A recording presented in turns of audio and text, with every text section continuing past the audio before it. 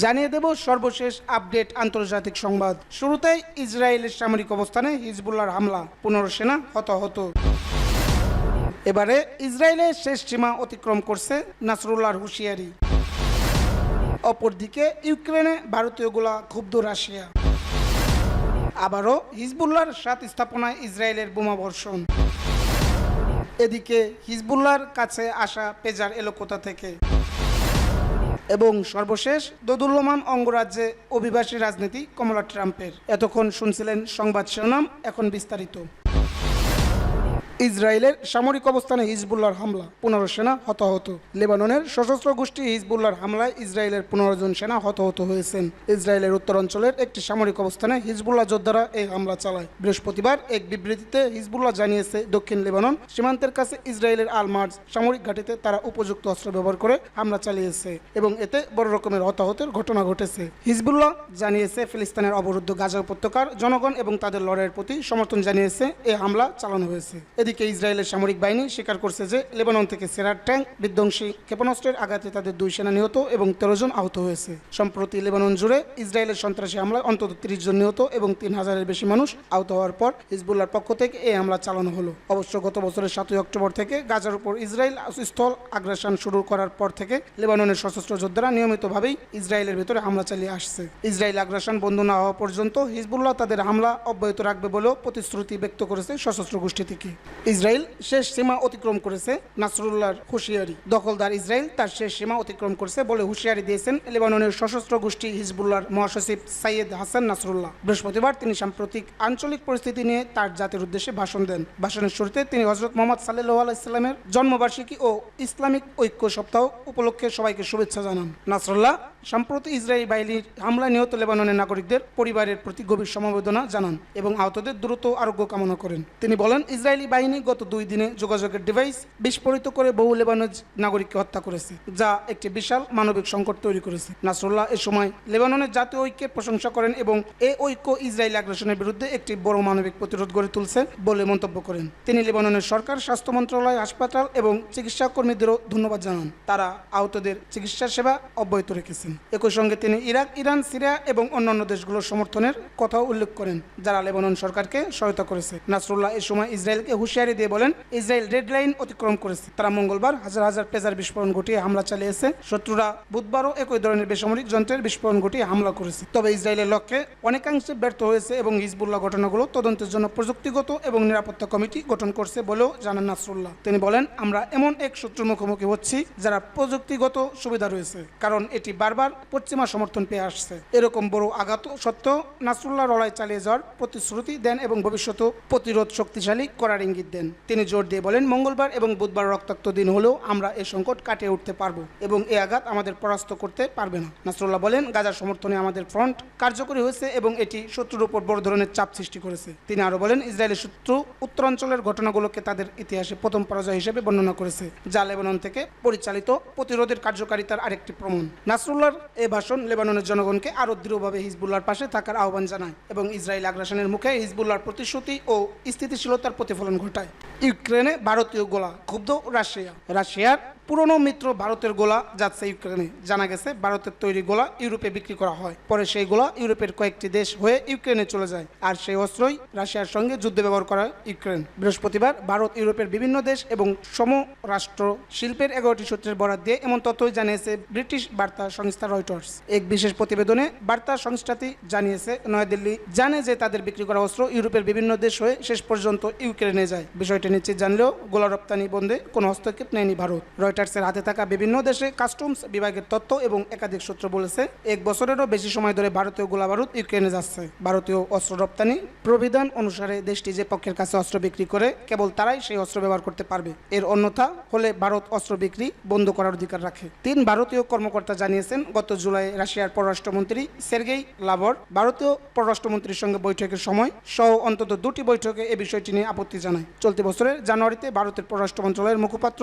রণধীর জসওয়াল জানিয়েছেন, ভারত ইউক্রেনের কাছে কোনো গোলা বিক্রি করছে না। ভারত সরকারের দুই কর্মকর্তা ও প্রতিরক্ষা শিল্পের দুটি সূত্র রয়টার্সকে জানিয়েছে, ইউক্রেনে খুব সামান্য পরিমাণে ভারতীয় গোলা যায়। একজন কর্মকর্তা অনুমান করেছে, যুদ্ধের পর থেকে ইউক্রেনে যে পরিমাণ গোলা বারুদ আমদানি করছে তার মাত্র 1% ভারতীয় উৎস থেকে পাওয়া যায়। একজন স্প্যানিশ একজন কর্মকর্তা এবং ভারতীয় সমরাষ্ট্র উৎপাদনকারী প্রতিষ্ঠান যন্ত্রের সাবেক শীর্ষ কর্মকর্তা জানিয়েছেন, ইউরোপের যেসব দেশ ভারতীয় গোলা বারুদ ইউক্রেনে পাঠাচ্ছে তার মধ্যে ইতালি ও চেক প্রজাতন্ত্র অন্যতম। তবে এ বিষয়ে রয়টার্স জানতে চাইলে ইউক্রেন, ইতালি, স্পেন এবং চেক প্রতিরক্ষা মন্ত্রণালয় কোনো মন্তব্য করতে রাজি হয়নি। 2022 সালের ফেব্রুয়ারির শুরুতে ইউক্রেনের সামরিক অভিযানের ঘোষণা দেন রুশ প্রেসিডেন্ট ভ্লাদিমির পুতিন। এরপর থেকে আজ পর্যন্ত টানা 937 দিনের মতো চলছে দেশ দুটির সংঘাত। এতে দুই পক্ষের বহু হতাহতের খবর পাওয়া গেছে, তবে যুদ্ধ বন্ধে এখনো কোনো লক্ষণ নেই। উল্টো পূর্ব ইউক্রেনে দেশ দুটির মধ্যে সংঘাতের পরিমাণ অনেক বেড়েছে।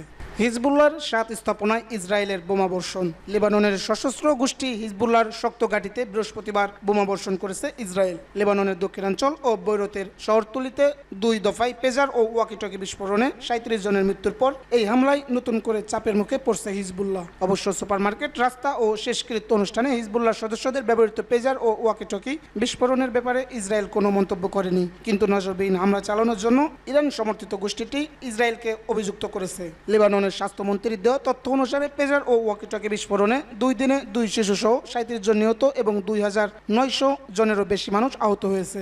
ইসরায়েলের সামরিক বাহিনী বৃহস্পতিবার দক্ষিণ লেবাননে হিজবুল্লাহর শক্তিশালী এলাকায় রাতভর 6টি অবকাঠামো এবং একটি অস্ত্র ভান্ডারের উপর হামলা চালানোর কথা জানিয়েছে। লেবাননের ন্যাশনাল নিউজ এজেন্সিও দক্ষিণের বেশ কয়েকটি শহরে ইসরায়েলি হামলা ও গোলাবর্ষণের খবর দিয়েছে। লেবাননে পেজার বিস্ফোরণের ঘটনার পর ইসরায়েলের প্রতিরক্ষা মন্ত্রী ইয়োভ গ্যালান্ট বুধবার বলেছিলেন, যুদ্ধের নতুন পর্ব শুরু করেছে তারা। ইসরায়েলের একটি বিমান ঘাঁটি পরিদর্শনের সময় এই মন্তব্য করেন তিনি। একই সঙ্গে লেবাননে এই বিস্ফোরণের পর নিজেদের উত্তরাঞ্চল তথা লেবানন সীমান্তে ফের সেনাবাহিনীর একটি ডিভিশন মোতায়েন করছে ইসরায়েল। লেবাননে বিস্ফোরণের ঘটনায় উদ্বেগ প্রকাশ করছেন জাতিসংঘের মহাসচিব অ্যান্টোনিও গুতেরেস। তিনি সব পক্ষকে সর্বোচ্চ সংযম প্রদর্শনের আহ্বান জানিয়েছেন। লেবাননের পররাষ্ট্রমন্ত্রী আবদুল্লাহ বাউ হাবিব বলেন, লেবাননের সার্বভৌমত্ব ও নিরাপত্তার উপর নির্লজ্জ হামলা একটি বিপজ্জনক ঘটনা, যা বৃহত্তর যুদ্ধের ইঙ্গিত দিতে পারে। এছাড়া দেশটির প্রধানমন্ত্রী নাজিব মিকাটি ইসরায়েলের প্রযুক্তিগত যুদ্ধের বিরোধিতার জন্য জাতিসংঘের প্রতি আহ্বান জানিয়েছেন। হিজবুল্লাহর কাছে আসা পেজার এলো কোথা থেকে? লেবাননের সশস্ত্র গোষ্ঠী হিজবুল্লাহ সদস্যদের কাছে থাকা পেজার বিস্ফোরণের ঘটনার পর বেশ কিছু ছবি সামনে এসেছে। এসব পেজার কারা তৈরি করছে তা নিয়ে নানা আলোচনা চলছে। এর মধ্যে নাম এসেছে 3টি কোম্পানির। এর মধ্যে রয়েছে তাইওয়ান, হাঙ্গেরি ও জাপানের একটি কোম্পানির নাম। পেজার বিস্ফোরণের ঘটনা নিয়ে তদন্ত করছে লেবাননের নিরাপত্তা সংস্থা। লেবাননের একটি জ্যেষ্ঠ নিরাপত্তা সূত্র বলছে, হিজবুল্লাহর কেনা 5000 পেজারের ভেতরে বিস্ফোরক রেখে দিয়েছিল ইসরায়েলের গোয়েন্দা সংস্থা মোসাদ। গত মঙ্গলবার লেবাননে পেজার বিস্ফোরণের ঘটনার মাস কয়েক আগেই এ কাজ করেন তারা। বিশ্লেষকেরা বলেছেন, গোয়েন্দারা সম্ভবত হিজবুল্লাহর কাছে পৌঁছে দেওয়ার আগে পেজারগুলোতে বিস্ফোরক ঢুকিয়ে রেখেছিলেন। লেবাননের একজন নিরাপত্তা কর্মকর্তা বলেছেন, প্রাথমিক তদন্তে দেখা গেছে পেজারগুলো নেওয়ার জন্য হিজবুল্লাহকে বিশেষ প্রলোভন দেখানো হয়েছিল। নাশকতার উদ্দেশ্যে এগুলো হিজবুল্লাহর কাছে পৌঁছানো হয়। এ ধরনের উদ্দেশ্য প্রণোদিত হামলাকে বুবি ট্রাম্প বলা হয়। নাম প্রকাশ না করে লেবাননের ওই নিরাপত্তা কর্মকর্তা আরও বলেন, তথ্যে দেখা গেছে এসব যন্ত্র আগে বিস্ফোরণের জন্য প্রোগ্রামিং ঠিক করে রাখেছিল। ব্যাটারির পাশে বিস্ফোরক উপাদান বসানো ছিল। হিজবুল্লাহর একটি ঘনিষ্ঠ সূত্র বলেছে, এসব পেজার সম্প্রতি আমদানি করা হয়েছিল এবং এগুলোর উৎস থেকে নাশকতা করা হয়েছে বলে মনে হচ্ছে।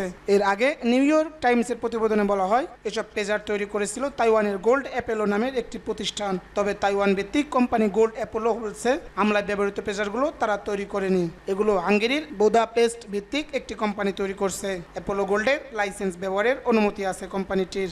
দোদুল্যমান অঙ্গরাজ্যে অভিবাসী রাজনৈতিক কমলা ট্রাম্পের। সাবেক মার্কিন প্রেসিডেন্ট ডোনাল্ড ট্রাম্প অবৈধ অভিবাসীদের বিরুদ্ধে প্রচার চালিয়ে যাচ্ছেন।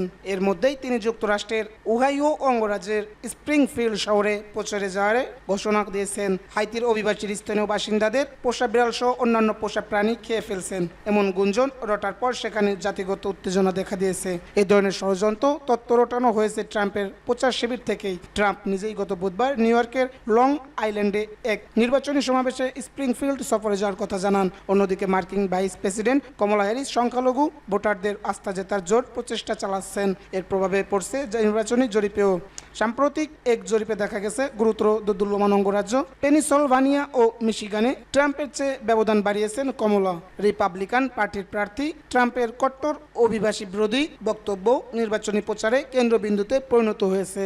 বুধবার সমাবেশে আসা উচ্ছ্বসিত সমর্থকদের তিনি বলেন, আমি স্প্রিংফিল্ডে যাচ্ছি এবং আমি আরোরা যাচ্ছি। আগামী 2 সপ্তাহের মধ্যে তিনি স্প্রিংফিল্ড যাবেন বলেও জানিয়েছেন। আরোরা শহরটি কলোরাডো অঙ্গরাজ্যে। সেখানে ভেনেজুয়েলার গ্যাং সদস্যরা হামলা চালিয়ে একটি অ্যাপার্টমেন্ট কমপ্লেক্সের দখল নিয়েছে বলে রোববার বলছেন ট্রাম্প যেখানে কথা বলেছেন সেই লং আইল্যান্ডে অবৈধ অভিবাসীদের উপর একের পর এক হামলার ঘটনা ঘটেছে। ট্রাম্পের নির্বাচনী প্রচারে অভিবাসীদের পশু, সন্ত্রাসী, অপরাধী, গ্যাং সদস্য বলে গালি দেওয়া হয়েছে। বলা হচ্ছে অভিবাসীরা মার্কিনদের জীবন ধারণকে ধ্বংস করে দিচ্ছে। ট্রাম্প তার নির্বাচনী প্রচারণার শুরু থেকেই অভিবাসীদের বিরুদ্ধে কট্টর এবং আক্রমণাত্মক কথাবার্তা বলে যাচ্ছেন। প্রতিদ্বন্দ্বী ডেমোক্রেটিক পার্টির প্রেসিডেন্ট কমলা হ্যারিসের বিরুদ্ধে এটাকে তিনি অস্ত্র হিসেবে ব্যবহার করতে চাইছেন। তিনি এটা প্রমাণ করতে চাইছেন অভিবাসন বিষয়ে কমলার মনোভাব নরম। লাখ লাখ মানুষকে অবৈধ অপথে যুক্তরাষ্ট্রে প্রবেশ করতে দেওয়ার দায়ও তিনি কমলার উপর চাপাতে চাইছেন। ট্রাম্প আরও বলেন, তিনি একটি পরিকল্পনা প্রণয়ন করেছেন। যদি তিনি প্রেসিডেন্ট হতে পারেন তবে মার্কিন পণ্যের উপর শুল্ক আরোপের বিপরীতে তিনি পাল্টা শুল্ক আরোপ করবেন।